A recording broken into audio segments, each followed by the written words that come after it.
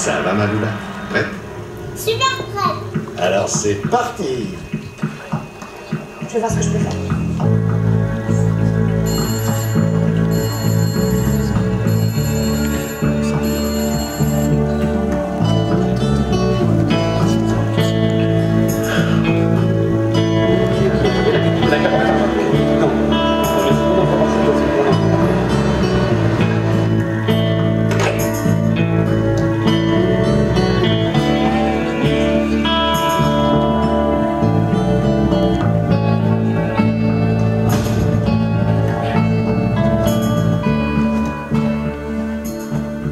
Dans les années 90, j'ai fait pour M6 un feuilleton qui s'appelait Fille à papa. Après, j'ai fait voleur, puisque j'ai été grognard dans Arsène Lupin. Je faisais le valet de Lupin. Et puis j'ai été 12 ans l'adjudant Rivière avec Corinne Touzet sur Les femmes d'honneur. Et puis maintenant, je suis, c'est vrai que vous avez connu je suis dans La famille formidable avec Annie Dupéret et Bernard Lecoq. Et puis voilà, et puis en ce moment, je suis en tournée avec 2 pièces, sur une avec Henri Guibet et l'autre avec Jean Sarrus. Alors les gens, Jean Sarrus, ils savent pas trop qui c'est. C'est le petit des Charlots. Donc voilà. Et donc hier, on était à Toulouse où je jouais avec Henri Guibet. Et c'est facile d'alterner théâtre, télé. C'est pas du tout le même. La manière d'aborder le jeu. Ça fait partie du métier, quoi. Donc c'est, je sais pas, je dois avoir 2500 représentations au compteur. Puis avec Geoffroy, on a joué aussi au théâtre tous les deux. Vous avez joué cours sucré ou sans sucre. Vous avez joué ensemble? Ouais, absolument, je confirme. J'ai même réussi à lui refiler ma moto. Mais d'ailleurs, vous avez quand même des choses en commun. Enfin, justement, on parlait de séries télé où vous avez joué, peut-être pas en même temps, mais en tout cas, vous les avez en commun. Genre si, je pense qu'on a tourné ensemble. Dans Une femme d'honneur, ouais. Ouais. Je faisais un guest et j'ai tourné avec Franck. D'accord. Et le rôle, celui où on vous reconnaît dans la rue, c'est celui, enfin plus c'est plus l'adjudant Rivière. L'adjudant Rivière, plus que La famille formidable. Oui, enfin maintenant c'est La famille formidable parce que ça passe, mais et que c'est un sale con dans l'histoire, Robert. C'est bien de jouer un sale con. Oui, très bien, très bien. Il est homophobe, il est maire homophobe, son fils est homosexuel, il refuse de le marier. Non, il se passe des choses. D'ailleurs, est-ce que vous avez une petite idée de quand a commencé Famille formidable? Quelle année vous diriez? Moi je sais. Vous pouvez parler, hein? Non, pas 98. En 2002. Oh non, mais il n'est pas bien renseigné. Ouais. Non, mais je dis n'importe quoi. Oui, exactement. Elle a 25 ans la série. 92, c'est ça? Ouais, c'est ça. Et moi ça fait que 8 ans que je suis dessus. Ah oui, jeune comédien. Voilà, c'est ça. Non, je suis originaire de Sartène en Corse. C'est pas grave. Non, c'est pas grave.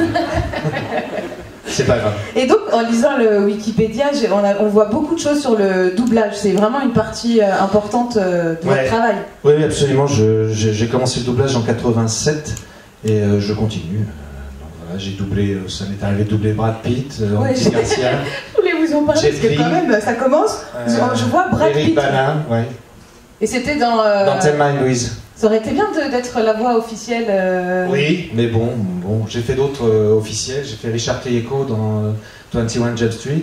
J'ai fait Buffy contre les vampires. Oui, j'ai vu ça. Oz. J'ai fait, là en ce moment, je fais Chicago Fire, qui c'est sur les pompiers. Je fais la voix du renard aussi dans Le Petit Prince qui passe sur Ludo. Très éclectique. Oui, absolument. Et là, j'attaque un nouveau dessin animé qui s'appelle Drago la semaine prochaine. C'est sympa le travail du doublage. Oui, c'est très sympa. C'est très sympa. J'y suis rentré par la grande porte en fait, grâce à Béatrice Delph. Ça ne vous dit rien, Béatrice Delph, mais c'est elle qui double Suzanne Sarandon, par exemple. Et elle m'a fait rentrer. C'était l'époque où il y avait la 5, où il y avait pas mal de boulot, il y avait pas mal de doublage à faire, et donc voilà, j'y suis resté. On dit toujours chez les comédiens que c'est très dur d'y rentrer. C'est un milieu un peu fermé. Ouais. C'est-à-dire qu'il y a sur Paris, il doit y avoir 400 comédiens qui font du doublage, 50 qui gagnent correctement leur vie et 20 qui sont des vedettes. Quoi. Ouais. Parce qu'en fait, vous arrivez à cumuler les deux. Parce qu'il y a des comédiens qu'on connaît, qui travaillent très bien en voix et peu en. Et peu, oui, absolument. Avec le reste. Oui. Bah oui, j'ai cette chance. Ouais. Merci, petit Jésus. Vous connaissez la blague du petit déjeuner? Pas de bol. Voilà, c'est ça. Et la puissance électrique d'un coton-tige? 100 watts. 2 watts. Mais vous n'avez pas fait de carrière humoriste?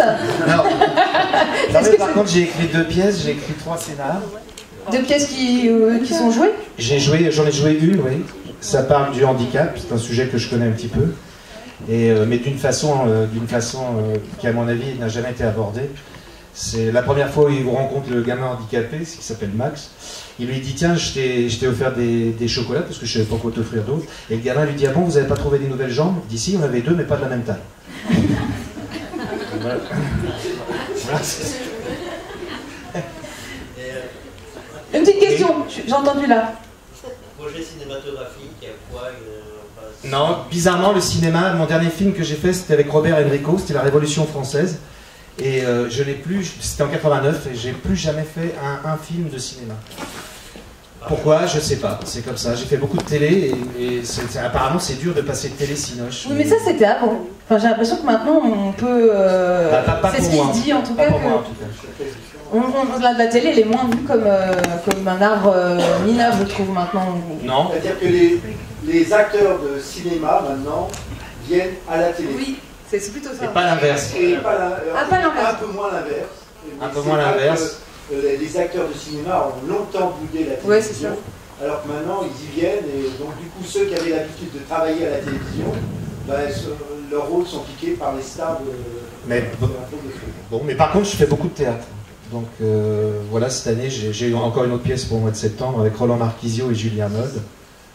C'est des pièces qui se jouent en tournée ou qui se jouent à Paris? On va essayer de les jouer sur Paris parce que ce sont des créations. Là, la pièce que je joue avec Henri Guibet, c'est une pièce de Christine Delaroche. C'est une comédie? Oui, c'est une comédie, mais pas que comédie. Il y a des moments un petit peu durs. Et Christine Delaroche, entre parenthèses, je l'appelle sandwich au thon. Parce que quand on joue au théâtre ensemble, elle adore manger les sandwichs au thon. Ça pue les sandwichs au thon. Voilà, voilà, ça c'est fait. Une petite question? Mais on a peur des réponses? J'ai une petite anecdote sur La Révolution de Robert Enrico. Il y a un comédien, un pauvre comédien, j'espère qu'il est encore ce moment. Il avait dit qu'il savait monter à cheval. Parce qu'il avait besoin de becter, quoi, de bouffer. Et il ne savait pas monter à cheval. Et on lui a mis un micro, et l'ingénieur du son, ça faisait. Là, il est près d'une route. Là, il est près de l'autoroute. Là, il est tombé. Là, il est tombé.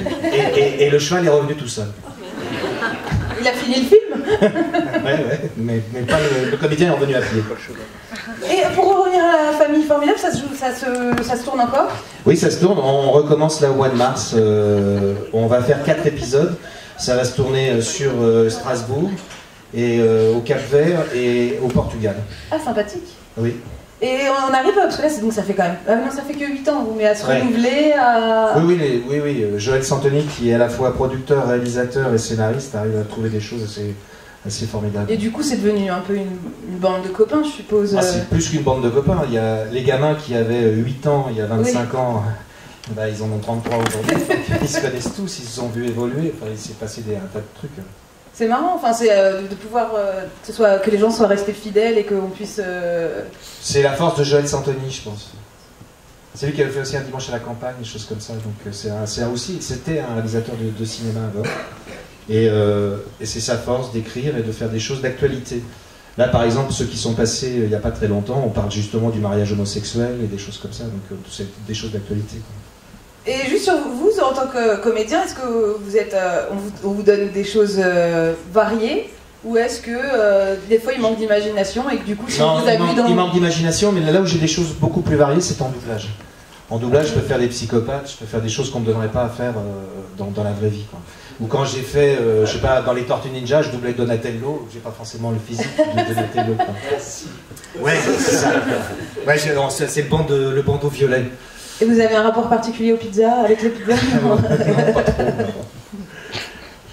Donc, Messieurs, dames, une petite question avant de marquer une petite pause. Comment ça vous intéresse? Est-ce que vous en avez fait? J'en ai fait des courts-métrages, et bien sûr que ça m'intéresse. J'adore les regarder, j'ai admiré les comédiens qu'on a vus tout à l'heure.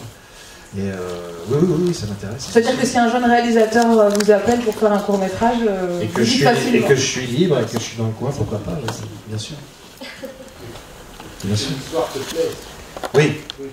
C'était la phrase de Gabin, pour faire un bon film, il faut un scénario, et puis ensuite il faut un scénario, et puis après il faut un scénario.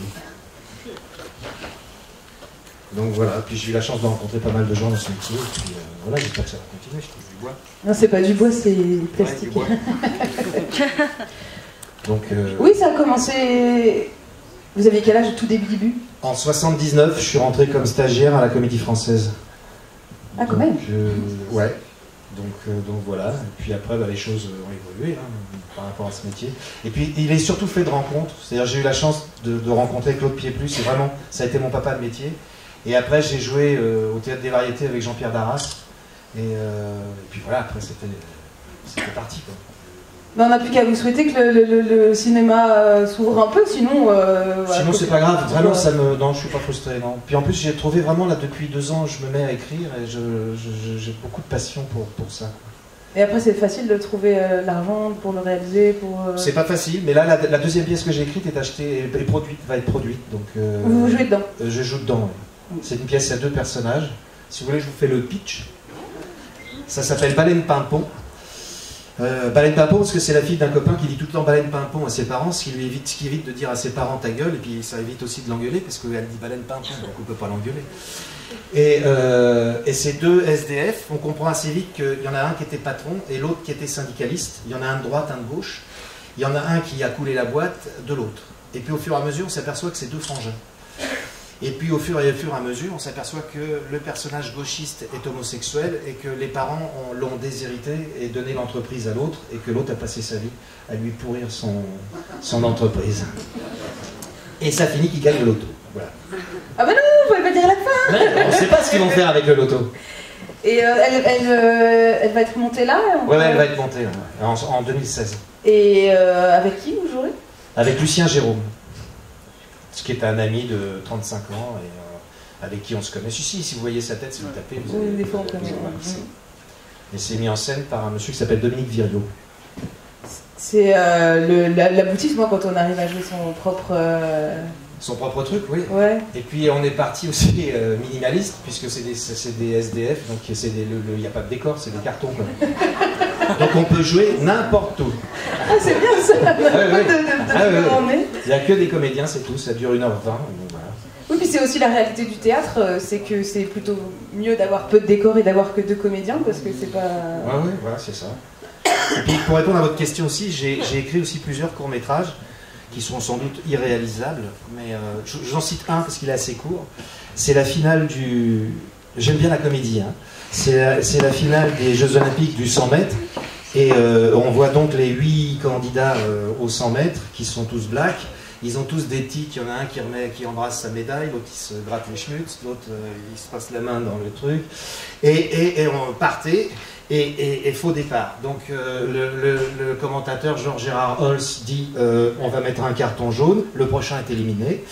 On reprend le truc, machin, après à vos marques, après, ils partent, et on les suit en travelling on part de derrière eux, on les suit en travelling, et on les dépasse, et arrivent à l'arrivée, et ils font 9,38, nouveau record du monde, c'est un truc exceptionnel. Et le journaliste, genre France Télévisions, genre machin, dit regardons avec notre caméra ce qui s'est passé. Et on se retourne de l'autre côté, et là on voit une dolly, avec un machinot qui fume une papier maïs, en train de boire une bière, et un caméraman qui est sur la dolly. Et au moment du départ, il est derrière, et le mec il pousse le travelling, il arrive devant les coureurs, donc il part derrière, il arrive devant, et on entend maintenant finale du 400 mètres. Le mec il fait chier. Donc voilà. On a des chances de le voir ou pas Oui, on a des chances pour parler, pour pouvoir le faire. Donc j'ai discuté d'abord avec un chef-op pour savoir comment on pouvait le faire, si c'était réalisable en 74 images, et il est repassé au ralenti. Après, il y a tout un bins à faire. Ah, pour le moment France Télévisions me passerait des images de stade. Pour en post-prod? Oui, pour les remplir. Ouais. Pour remplir le stade. Ah oui. Bah, merci pour ce petit... on n'a pas plein de temps, mais on pourra continuer autour d'un verre. Merci beaucoup. On va se revoir tout à l'heure.